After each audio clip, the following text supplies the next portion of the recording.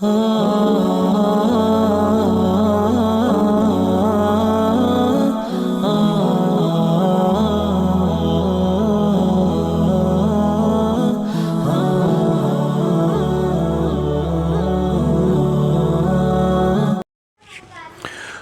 بن عقیل کی رضی اللہ تعالیٰ عنہ کی حضرت حسین رضی اللہ تعالیٰ عنہ کو کوفہ آنے سے روکنے کی وصیت۔ ابن عقیل رضی اللہ تعالیٰ عنہ نے فرمایا کہ میں اپنی جان کے لیے نہیں روتا، بلکہ میں حسین اور آل حسین رضی اللہ تعالیٰ عنہ کی جانوں کے لیے رو رہا ہوں، جو میری تحریر پر عنقریب کوفہ پہنچنے والے ہیں، اور تمہارے ہاتھوں اسی بلا میں گرفتار ہوں گے جس میں میں گرفتار ہوں۔ اس کے بعد محمد بن اشعث نے کہا کہ تم نے مجھے امان دیا ہے، اور میرا گمان یہ ہے کہ تم اپنے اس امان سے عاجز ہو جاؤ گے، لوگ تمہاری بات نہ مانیں گے اور مجھے قتل کریں گے، تو اب کم از کم تم میری ایک بات مان لو، وہ یہ کہ ایک آدمی حضرت حسین رضی اللہ تعالیٰ عنہ کے پاس فوراً روانہ کرو، جو ان کو میرے حال کی اطلاع کر کے یہ کہہ دے کہ آپ راستے ہی سے اپنے اہل بیت کو لے کر لوٹ جائیں۔ کوفہ والوں کے خطوط سے دھوکہ نہ کھائیں، یہ وہی لوگ ہیں جن کی بے وفائی سے گھبرا کر آپ کے والد اپنی موت کی تمنا کیا کرتے تھے۔ محمد بن اشعث نے حلف کے ساتھ اس کا وعدہ کیا کہ میں ایسا ہی کروں گا۔ اس کے ساتھ ہی محمد بن اشعث نے اپنا وعدہ پورا کیا، ایک آدمی کو خط دے کر حضرت حسین رضی اللہ تعالیٰ عنہ کی طرف بھیج دیا۔ حضرت حسین رضی اللہ تعالیٰ عنہ اس وقت مقام زیالہ تک پہنچ چکے تھے۔ محمد بن اشعث کے قاصد نے یہاں پہنچ کر خط دیا۔ خط پڑھ کر حضرت حسین رضی اللہ تعالیٰ عنہ نے فرمایا، جو چیز ہو چکی ہے وہ ہو کر رہے گی، ہم صرف اللہ تعالیٰ ہی سے اپنی جانوں کا ثواب چاہتے ہیں اور امت کے فساد کی فریاد کرتے ہیں۔ الغرض یہ خط پا کر بھی حضرت حسین رضی اللہ تعالیٰ عنہ نے اپنا ارادہ ملتوی نہیں کیا، اور جو عزم کر چکے تھے اس کو لیے ہوئے آگے بڑھتے رہے تھے۔ ادھر محمد بن اشعث نے ابن عقیل رضی اللہ تعالیٰ عنہ کو لے کر قصر امارت میں داخل ہوئے اور ابن زیاد کو اطلاع دی کہ میں ابن عقیل کو امان دے کر آپ کے پاس لایا ہوں۔ ابن زیاد نے غصہ سے کہا کہ تمہیں امان دینے سے کیا واسطہ، میں نے تمہیں گرفتار کرنے کے لیے بھیجا تھا یا امان دینے کے لیے؟ محمد بن اشعث خاموش رہ گئے۔ ابن زیاد نے ان کے قتل کا حکم دے دیا۔ مسلم بن عقیل رضی اللہ تعالیٰ عنہ پہلے ہی سے سمجھے ہوئے تھے کہ محمد بن اشعث کا امن دینا کوئی چیز نہیں، ابن زیاد مجھے قتل کرے گا۔ مسلم بن عقیل رضی اللہ تعالیٰ عنہ نے کہا، مجھے وصیت کرنے کی مہلت دو۔ ابن زیاد نے مہلت دے دی تو انہوں نے عمر بن سعد سے کہا کہ میرے اور آپ کے درمیان قرابت ہے، اور میں اس قرابت کا واسطہ دے کر کہتا ہوں کہ مجھے تم سے ایک کام ہے جو راز ہے، میں تنہائی میں بتلا سکتا ہوں۔ عمر بن سعد نے اس کو سننے کی ہمت نہ کی۔ ابن زیاد نے کہا، کچھ مذائقہ نہیں، تم سن لو۔ ان کو علیحدہ کر کے مسلم بن عقیل رضی اللہ تعالیٰ عنہ نے کہا کہ یہ کام یہ ہے کہ میرے ذمہ 700 درہم قرض ہیں جو میں نے کوفہ کے فلاں آدمی سے لیے تھے، وہ میری طرف سے ادا کر دو۔ دوسرا کام یہ ہے کہ حسین رضی اللہ تعالیٰ عنہ کے پاس ایک آدمی بھیج کر ان کو رستہ سے واپس کر دو۔ عمر بن سعد نے ابن زیاد سے ان کی وصیت پورا کرنے کی اجازت مانگی تو اس نے کہا کہ بے شک امین آدمی کبھی خیانت نہیں کرتا، تم ان کا قرض ادا کر سکتے ہو۔ باقی رہا حسین رضی اللہ تعالیٰ عنہ کا معاملہ، سو اگر وہ ہمارے مقابلہ کے لیے نہ آئیں تو ہم بھی ان کے مقابلہ کے لیے نہ جائیں گے، اور اگر وہ آئیں تو ہم بھی مقابلہ کریں گے۔ ابن زیاد نے کہا، اے مسلم بن عقیل، تم نے بڑا ظلم کیا کہ مسلمانوں کا نظام مستحکم اور ایک کلمہ تھا، سب ایک امام کے تابع تھے، تم نے آ کر ان میں تفرقہ ڈالا اور لوگوں کو اپنے امیر کے خلاف بغاوت پر آمادہ کیا۔ مسلم بن عقیل رضی اللہ تعالیٰ عنہ نے فرمایا کہ معاملہ یہ نہیں، بلکہ اسی شہر کوفہ کے لوگوں نے خطوط لکھے کہ تمہارے باپ نے ان کے نیک اور شریف لوگوں کو قتل کر دیا، ان کے خون ناحق بہائے، اور یہاں کے عوام پر کسر و کیسر جیسی حکومت کرنی چاہیے۔ اس لیے ہم اس پر مجبور ہوئے کہ عدل قائم کرنے اور کتاب و سنت کے احکام نافذ کرنے کی طرف لوگوں کو بلائیں اور سمجھائیں۔ اس پر ابن زیاد اور زیادہ غصہ میں ہو کر مسلم بن عقیل رضی اللہ تعالیٰ عنہ کو برا بھلا کہنے لگا۔ مسلم خاموش ہو گئے۔ ابن زیاد نے حکم دیا کہ ان کو قصر امارت کی اوپر کی منزل پر لے جاؤ اور سر کاٹ کر نیچے پھینک دو۔ مسلم بن عقیل اوپر لے جائے گئے، وہ تسبیح و استغفار پڑھتے ہوئے اوپر پہنچے، اور ابن زیاد کے حکم کے موافق ان کو شہید کر کے نیچے ڈال دیا گیا۔ انا للہ و انا الیہ راجعون۔ मुस्लिम बिन अकील रज़ी अल्लाह ताला अन्हु को कत्ल करने के बाद हानी बिन उर्वा के कत्ल करने का फ़ैसला किया। उनको बाज़ार में ले जाकर कत्ल कर दिया गया। इब्न ज़ियाद ने इन दोनों के सर काट कर यजीद के पास भेज दिए।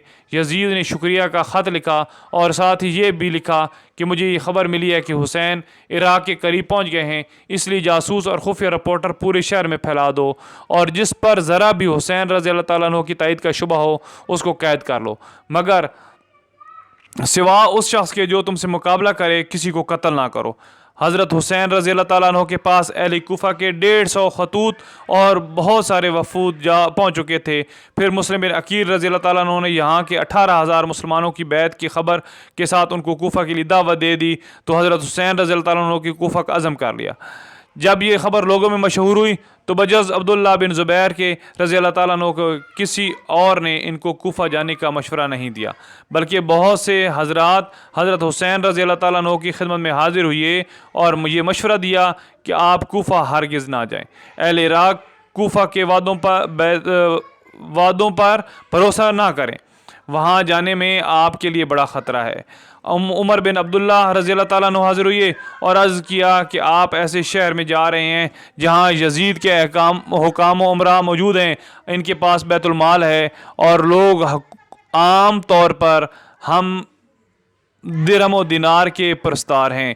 मुझे ख़तरा है कि कहीं वही लोग आपके मुकाबले पर ना आ जाएं जिन्होंने आपसे वादे किए और बुलाया है और जिनके कलू में बिलाशुबा आप ज़्यादा महबूब हैं बनिस्बत उन लोगों के जिनके साथ होकर वो आपसे मुकाबला करेंगे।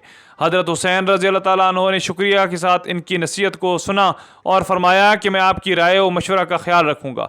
हज़रत इब्न अब्बास रज़ी अल्लाह ताला अन्हु को जब हज़रत हुसैन रज़ी अल्लाह ताला अन्हु के इस इरादा की इतला हुई तो वो भी तशरीफ़ लाए और फरमाया कि ये ख़बर मैं सुन रहा हूँ, इनकी क्या हकीकत है, आपका क्या इरादा है। हज़रत हुसैन रज़ी अल्लाह ताला अन्हु ने फरमाया, हाँ मैं इरादा कर चुका हूँ और आजकल मैं जाने वाला हूँ इंशाअल्लाह ताला। इब्न अब्बास रज़ी अल्लाह ताला अन्हु ने फरमाया, भाई मैं इससे आपको खुदा की पनाह में देता हूँ, खुदा के लिए आप मुझे ये बता लाएँ कि आप किसी ऐसी कौम के लिए जा रहे हैं जिन्होंने अपने ऊपर मुसल्लत होने वाले अमीर को कत्ल कर दिया और वो लोग अपने शहर पर काबिज़ हो चुके हैं और अपना दुश्मन को निकाल चुके हैं, तो बेशक आपको इनके बुलाने पर फ़ौरन चले जाना चाहिए।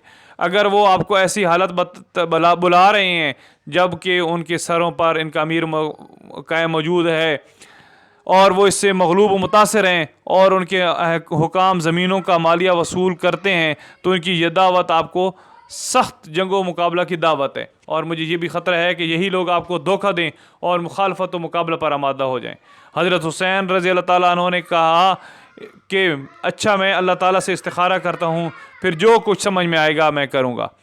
दूसरे रोज़ इब्न अब्बास रज़ी अल्लाह ताला अन्हु दोबारा तशरीफ़ लाए और फरमाया कि मेरे भाई मैं सब्र करना चाहता हूँ मगर सब्र नहीं आता, मुझे आपके इस इक़दाम से आपकी और आपके अहले बैत की हलाकत का शदीद ख़तरा है। अहले इराक़ अहद शिकन बेवफ़ा लोग हैं, आप उनके पास ना जाइए, आप इसी शहर मक्का में अकामत करें। आप अहले हिजाज़ के मुस्लिम रहनुमा और सरदार हैं और अगर अहले इराक़ आपसे मज़ीद तकाज़ा करें तो आप इनको ये लिखें कि मैं पहले अपने अमीर व हुकाम को अपने शहर से निकाल दो, फिर मुझे बुलाओ तो मैं आ जाऊँगा।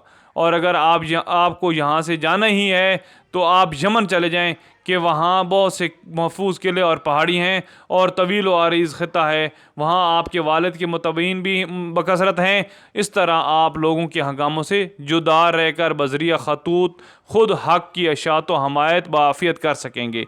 हज़रत हुसैन रज़ी अल्लाह ताला अन्हु ने फरमाया कि इब्न अब्बास मैं जानता हूँ आप ना से मुशफ़क़ हैं, मगर मैं अब अज़म कर चुका हूँ, इसको फसख़ करने के लिए तबीयत आमादा नहीं होती।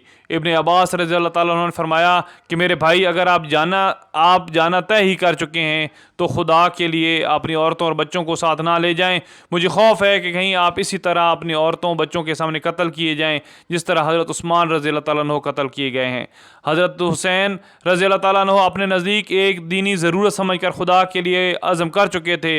मशवरा देने वालों ने इनको ख़तरात से आगाह किया मगर मकसद की अहमियत ने इनको ख़तरात का मुकाबला करने के लिए मजबूर कर दिया और ज़िलहज 60 हिजरी की 3री या 8वीं तारीख को आप मक्का से कूफा के लिए रवाना हो गए।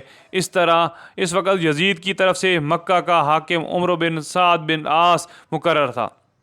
इसको इनकी रवानगी की खबर हुई تو چند آدمی راستہ پر ان کو روکنے کے لیے بھیجے۔ حضرت حسین رضی اللہ تعالیٰ عنہ نے واپسی سے انکار کر دیا اور آگے بڑھ گئے۔ راستہ میں فرزوق شاعر عراق کی طرف سے آتا ہوا ملا۔ حضرت حسین کو دیکھ کر پوچھا کہ کہاں کا قصد ہے؟ حضرت حسین نے بات کاٹ کر ان سے پوچھا کہ یہ بتلاؤ کہ اہل عراق کو، کوفہ کو تم نے کس حال میں چھوڑا ہے؟ فرزوق نے کہا اچھا ہوا آپ نے ایک واقف حال تجربہ کار سے بات پوچھی۔ میں آپ کو بتاتا ہوں کہ اہل عراق کے قلوب تو آپ کے ساتھ ہیں، مگر ان کی تلواریں بنو امیہ کے ساتھ ہیں، اور تقدیر آسمان سے نازل ہوتی ہے اور اللہ تعالیٰ جو چاہتا ہے کرتا ہے۔ حضرت حسین رضی اللہ تعالیٰ عنہ نے فرمایا کہ تم سچ کہتے ہو، اور فرمایا اللہ ہی کے ہاتھ میں تمام کام، وہ جو چاہتا ہے کرتا ہے، اور ہمارا رب ہر روز نئی شان میں ہے۔ اگر تقدیر الہی ہماری مراد کے موافق ہوئی تو ہم اللہ تعالیٰ کا شکر کریں گے، اور ہم شکر کرنے میں بھی اس کی اعانت طلب کرتے ہیں، اگر کہ ادائے شکر کی توفیق دے۔ اگر تقدیر الہی ہماری مراد میں حائل ہو گئی تو وہ شخص خطا پر نہیں جس کی وجہ سے جس کی حق کی حمایت ہو اور جس کے دل میں خوف خدا ہو۔ عبداللہ بن جعفر نے حضرت حسین رضی اللہ تعالیٰ عنہ کی روانگی کی خبر پائی تو ایک خط لکھ کر اپنے بیٹوں کے ہاتھ روانہ کیا، تیزی سے پہنچیں اور راستے میں حضرت حسین رضی اللہ تعالیٰ عنہ کو دے دیں۔ خط کا مضمون یہ تھا: میں خدا کے لیے آپ سے سوال کرتا ہوں کہ آپ میرا خط پڑھتے ہی مکہ کی طرف لوٹ آئیں۔ میں محض خیر خواہانہ عرض کر رہا ہوں، مجھے آپ کی ہلاکت کا خطرہ ہے، اور خوف ہے کہ آپ کے سب اہل بیت اور اصحاب کو ختم کر دیا جائے گا، اور اگر خدا نخواستہ آپ آج ہلاک ہو گئے تو زمین کا نور بجھ جائے گا، کیونکہ آپ مسلمانوں کے پیشوا اور ان کی آخری امید ہیں۔ آپ چلنے میں جلدی نہ کریں، اس خط کے پیچھے میں خود بھی آ رہا ہوں، میرا انتظار فرمائیں، وسلام۔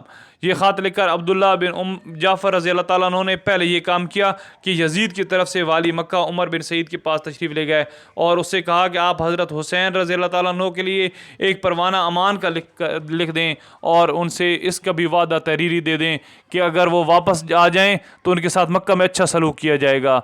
عامل مکہ عمر بن سعید نے پروانہ لکھ دیا اور عبداللہ بن جعفر کے ساتھ اپنے بھائی یحییٰ بن سعید کو بھی حضرت حسین کی طرف بھیجا۔ یہ دونوں راستہ میں جا کر حضرت حسین رضی اللہ تعالیٰ عنہ سے ملے اور عمر بن سعید کا خط ان کو سنایا اور اس کی کوشش کی کہ لوٹ جائیں۔ اس وقت حضرت حسین نے ان کے سامنے اپنے اس عزم کی ایک وجہ بیان کی۔ حضرت حسین کا خواب اور ان کے عزم مصمم کی ایک وجہ یہ ہے کہ انہوں نے کہا کہ میں نے رسول صلی اللہ علیہ وسلم کو خواب میں دیکھا ہے اور مجھے آپ کی طرف سے ایک حکم دیا گیا ہے، میں اس حکم کی بجا آوری کے لیے جا رہا ہوں، خواہ مجھ پر کچھ بھی گزرے۔ انہوں نے پوچھا کہ وہ خواب کیا ہے؟ فرمایا کہ آج تک میں نے وہ خواب کسی سے بیان کیا ہے، نہ کروں گا، یہاں تک کہ میں اپنے پروردگار سے جا ملوں۔ بالآخر حضرت حسین رضی اللہ تعالیٰ عنہ کو اپنی جان اور اولاد کے خطرات اور سب حضرات کے خیرخانہ مشوروں نے بھی ان کے عزم مصمم میں کوئی کمزوری پیدا نہ کی اور وہ کوفہ کے لیے روانہ ہو گئے۔ ابن زیاد جو کوفہ پر اسی لیے حاکم مقرر کیا گیا تھا کہ وہ حضرت حسین کے مقابلے میں سخت سمجھا گیا، اس کو جب حضرت حسین کی روانگی کی اطلاع ملی تو اس نے اپنی پولیس کے افسر حسین بن نمیر کو آگے بھیجا کہ قادسیہ پہنچ کر مقابلہ کی تیاری کرے۔ حضرت حسین رضی اللہ تعالیٰ عنہ مقام حاجر پر پہنچے تو اہل کوفہ کے نام ایک خط لکھ کر قیس بن مسرت کے ہاتھ روانہ کیا۔ خط میں اپنے آنے کی اطلاع دی اور جس کام کے لیے ان کو اہل کوفہ نے بلایا تھا اس میں پوری کوشش کرنے کی ہدایت کی۔ اور قیس جب یہ خط لے کر قادسیہ تک پہنچا تو یہاں ابن زیاد کی پولیس کے انتظامات تھے، ان کو گرفتار کر کے ابن زیاد کے پاس بھیج دیا گیا۔ ابن زیاد نے ان کو حکم دیا کہ قصر عمارت کی چھت پر چڑھ کر معاذ اللہ حضرت حسین رضی اللہ تعالیٰ عنہ پر سب و شتم اور لعن و طعن کریں۔ قیس چھت پر چڑھ گئے اور اللہ تعالیٰ کی حمد و ثناء کے بعد بآواز بلند کیا: اے اہل کوفہ، حسین بن علی رضی اللہ تعالیٰ عنہ حضور اکرم صلی اللہ علیہ وسلم کی صاحبزادی فاطمۃ الزہرا رضی اللہ تعالیٰ عنہما کے صاحبزادے اور اس وقت خلق اللہ میں سب سے بہتر ہیں، میں تمہاری طرف ان کا بھیجا ہوا قاصد ہوں، وہ مقام حاجر تک پہنچ چکے ہیں، تم ان کا استقبال کرو۔ اس کے بعد ابن زیاد کو برا بھلا کہا اور حضرت علی رضی اللہ تعالیٰ عنہ کے لیے دعائے مغفرت کی۔ ابن زیاد ان کی دلیری اور جان بازی پر حیران رہ گیا اور حکم دیا کہ ان کو قصر کی بلندی سے نیچے پھینک دیا جائے۔ وہ ظالموں نے اس کے حکم کی تعمیل کی، قیس نیچے گر کر ٹکڑے ٹکڑے ہو گئے۔